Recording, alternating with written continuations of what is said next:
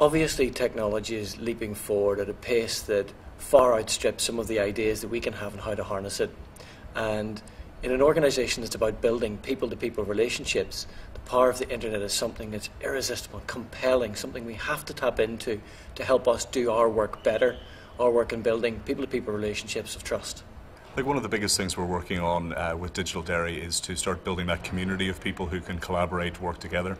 And events like these are exactly the kind of thing that we need to be able to accomplish that, to bring people around for discussion, to meet each other, to hopefully think about ideas that maybe they can collaborate on in the future. Digital is so, so important to the British Council. I can't stress that enough. Not only is it an amazing place to showcase our work and to demonstrate to everyone how well we're doing and what we do and help people understand what we do, it's also a channel that we should be using to undertake our work. We are all about connecting and internationalising and dialogue. What I'm going to be talking about is what the network, what the internet, what cyberspace is doing to our culture. Because I genuinely believe that we are right now living through a revolution in human thought as meaningful, in fact even perhaps more meaningful than the Renaissance or the Enlightenment or the Industrial Revolution. Ideas can't travel very well if they have to get on a horse and ride for days and days and days, or if they have to invent ships.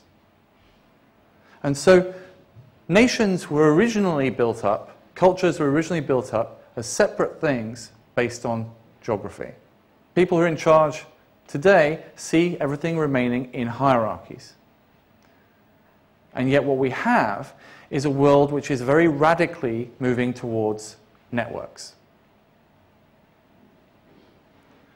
You can't fit a network into a hierarchy. Which is why when anything with the internet, anything happens that's strange with the internet, the tabloid press and the government, the local government and so on, can't deal with it. And the reason they can't deal with it is because the internet is fundamentally different and creates a generation who think in a fundamentally different way. Again, what we're seeing here is a culture that has grown up around the internet, which is not even international. It's a culture which doesn't even see nations. Borders don't matter. It's all about the ideas. That the next and most interesting battle space is the mimetic one, is the cultural one.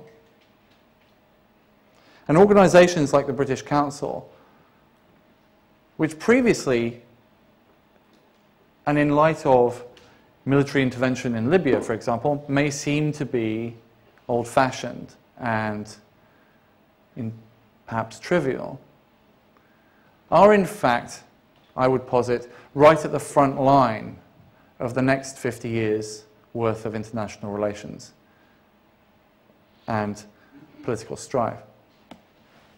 So I'm going to finish this talk with a call to arms, a challenge. Organisations like the British Council, their job is to spread education and understanding and cultural knowledge around the world.